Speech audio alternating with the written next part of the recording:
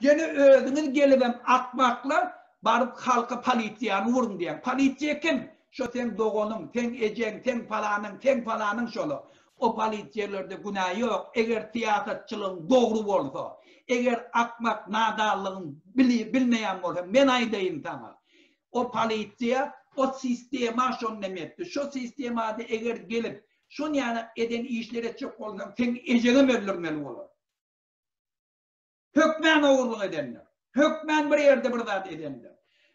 Muğallamdan hemmesi çağırlan elinden tutup vurup yencip berdi Muhammed'in göğünü. Şolun hemmesini öldürecek mi? Sen çağıran, men doğanım 10 falanı gidip armaya gitti armiyada. Polisiye diyişlerle her bir adamın polisiyede kardeşleri var. Şol için gelip inni, sen kaharına da hemmesini öldürecek mi şolu?